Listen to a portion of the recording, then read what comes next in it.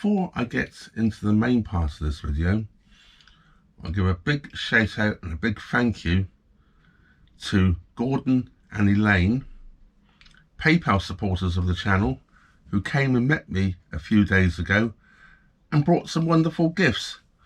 Not only are they a PayPal contributor, which is absolutely fantastic, and your support goes an awful long way to helping me, they brought me this, a lovely bottle of red wine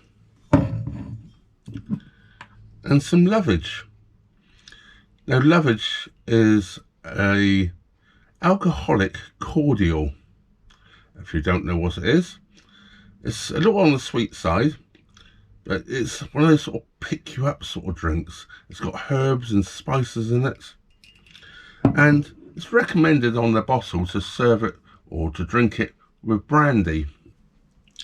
I actually like to do this. I pour some into a little shot glass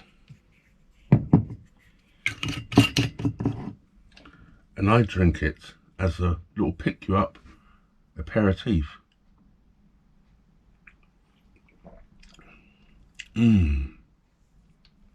Delicious.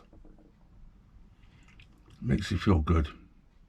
Anyway, now on to the main part of the video.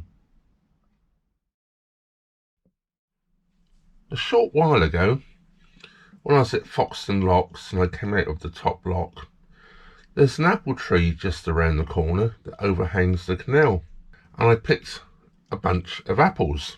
Well, I only have 3 left now.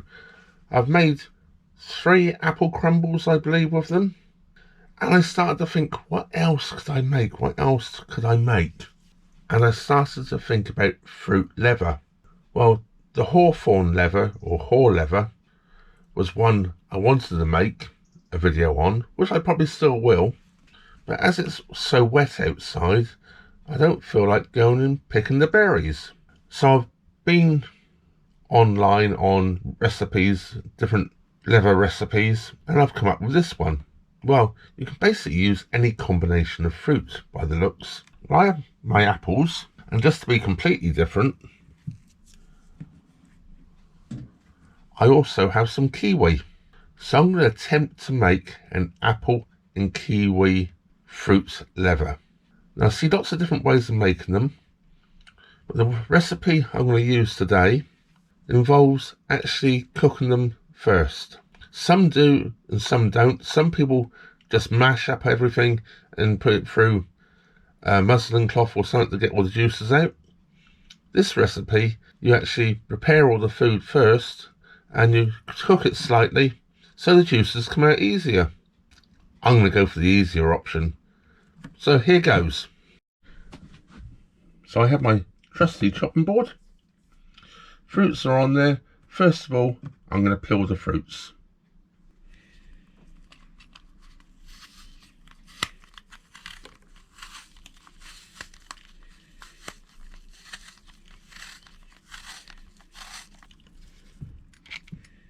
One apple. I have here just a regular saucepan, and I'm going to dice up the apple and put it in the saucepan.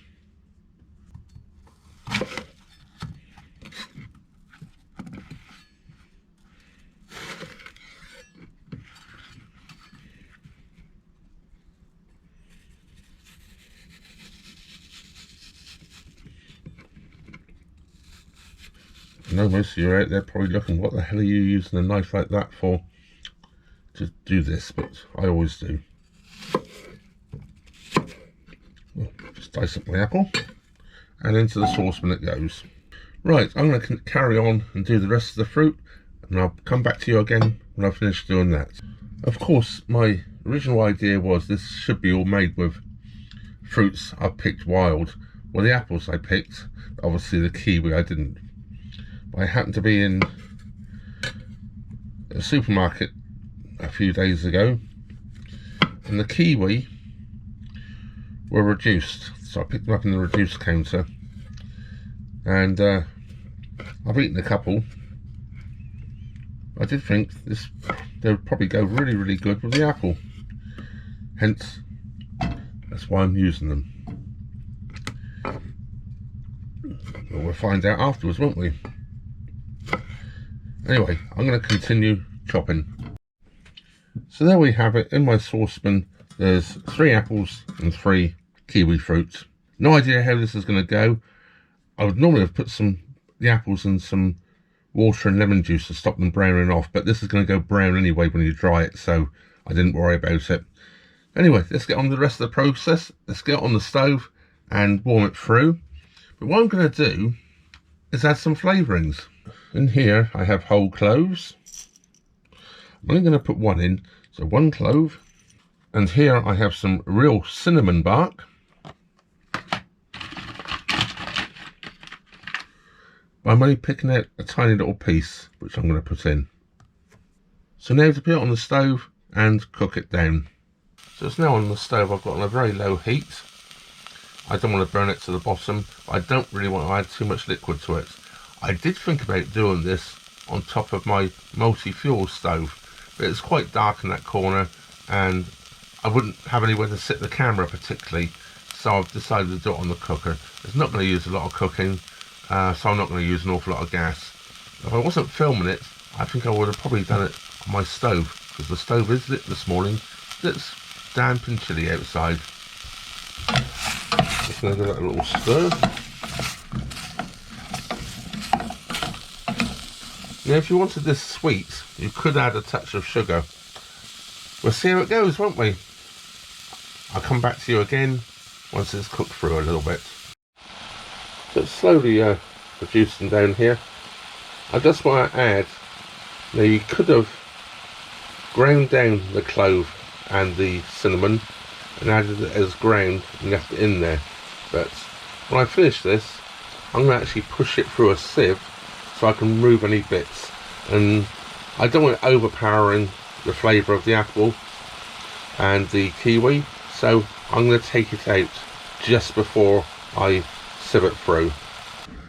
So whilst the fruit is cooking down, I've taken a little baking sheet, cookie sheet I think you'll call it in America, and I've lined it with grease-proof baking paper.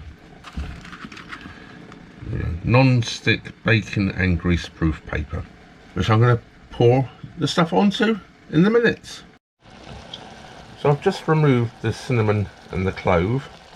I didn't put my fingers in there, I used a wooden spoon. And just to reduce it a bit quicker, save my gas, I'm just going to put lightly a bit of potato masher over it.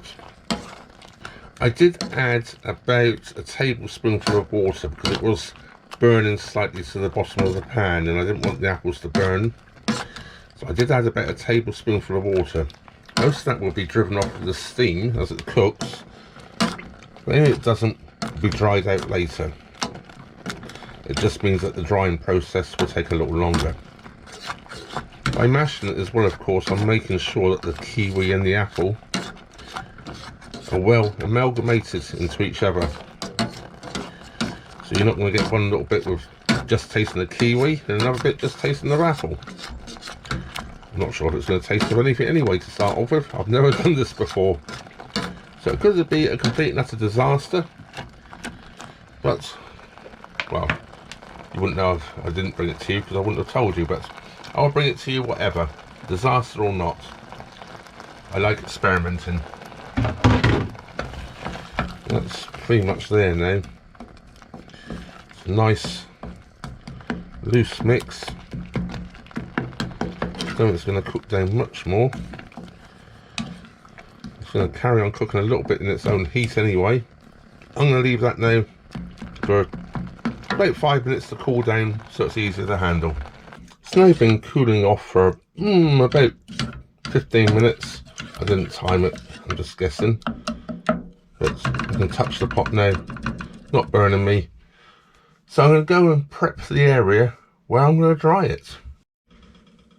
So yes, I'm using my multi-fuel stove to dry it. I know the glass is dirty at the moment, but the fire hasn't been out for a couple of days, so I haven't had a chance to clean it. Along the side here, I have some hawthorn logs which I split up about 3 days ago they've got rather wet on top of the boat. They are seasoned, they were dead. So all I'm doing now is drying them back out again before burning them. Down here, I have some kindling I made yesterday. This I made out of dried wood. There's a little bit of hawthorn here, which was straight, some ash, and I think that this here is elm. But as it had no bark on it, I'm not 100% sure about that. But it was nice and straight and dry and well seasoned. I'm just making sure it's completely dry before I add it to my kindling bag. Well, it is definitely dry. It's been there for 2 or 3 hours drying out by the fire, which is lovely and dry. You can hear that it's dry. It sort of makes that hollowy sort of noise when it knocks together. So into my kindling bag that can go. One bag full of kindling. It was about half full before I started doing it. It was from a pallet I dragged out of Long Eaton Lock, which was a hardwood pallet. That was back in August. I threw it up on top of the boat, dried it out while we still had some nice hot sunny days, and that was split up into kindling. It's getting low now, so I just made some more just to top my bag up yesterday. So now to go and finish off making the fruit leather. So as I was saying, I've never done this before. This is how I'm going to try and do it. I've got my sieve and the baking sheet all ready. What I'm going to do, let's put this into the sieve. Trying to keep some of it in camera shot, not easy. No, there's not a lot of room on boats, so trying to set up cameras in the galley area is not always easy. Now I'm going to take my spoon and push it through the sieve. Well, this is going to take a while. I'll come back to you again shortly. Well, I did change my mind halfway through trying to push it all through the sieve. All I was getting was the liquid out and none of the bits. And I wanted it to have some consistency to it. Whether this is going to work or not, I have no idea. But that's how I'm going to make it anyway. I just actually tasted a little bit of the spoon after I just passed it all down. It's tangy, but that was quite tasty. Anyway, let's go and dry it out. Well, as you probably guessed, I'm going to use the fire to dry it out. That's why I removed all of the kindling, because I'm just sliding it in underneath my fire where it's hot, but not super hot. I've used it before for drying chilies and breadcrumbs and all sorts of other things, so I hope it's going to work. Well, I did intend this to be a complete foraged food recipe, but as the weather was not conducive with going outside and picking wild fruits, I improvised. The apples were wild picked, but of course kiwis don't grow in the UK, so they were not. But we'll see what it goes like, and if it's a complete disaster I'll show you, and if it turns out okay I'll show you. But that won't be today. It's going to take at least 24 hours, I think, under the fire to dry out. So join me again tomorrow, where we will complete the task. Good morning. Yesterday I made some fruit leather with apples and kiwi. Well, I think it should be ready by now. It's been underneath my fire now for 24 hours nearly. Should have dried out by now, although the fire hasn't been on all that time. So let's go and check it out and see how it's doing. So here it goes. It's underneath the fire here. It gets warm under here, but not baking hot. I can touch that quite easy. It feels dry. And it does sort of feel leathery-ish. So let's take it out and go and check it out. So here we have it. So it peels off the paper okay. Appears to be. A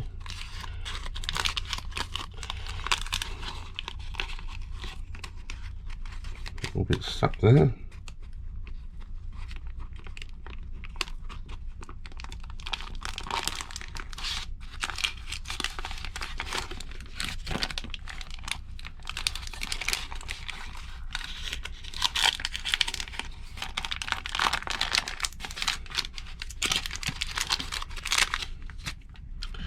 The paper's folded over around the edges where it's obviously got a little bit warm and crinkled up.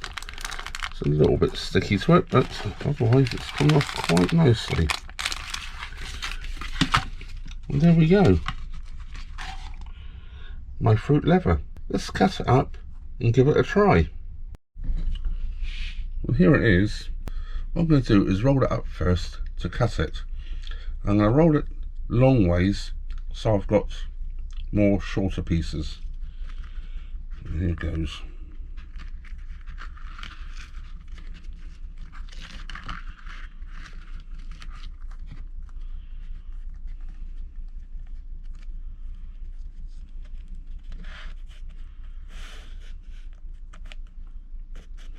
So there it is. And I'm going to cut it into, I don't know, inch or so strips.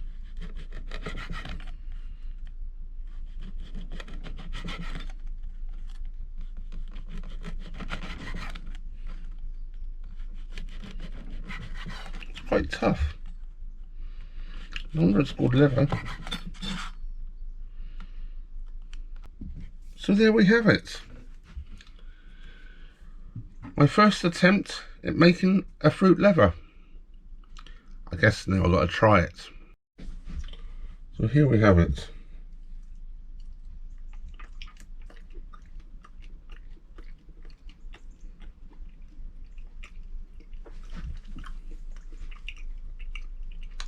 I can't believe how good that is. Taste all the fruits. I say all the fruits, you can taste the apple and the kiwi. Bit of a tartness to it. I left the pips in from the kiwi, which gives it a bit of a crunch.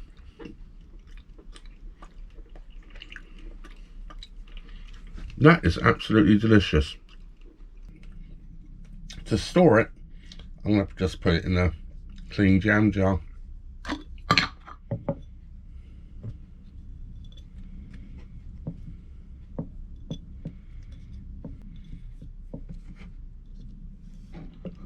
There we go. I'm looking forward to that. That's a good pick you up. Do you know, it makes you feel really good to have to just have a little bit of that. Really refreshing. Yeah, that works. Well, that brings me to the end of this video. Of course, a big thank you goes out to my Patreon, PayPal, Super Thanks supporters, and everybody else who supports the channel in all ways you do. That includes watching my videos. I'll be doing this again.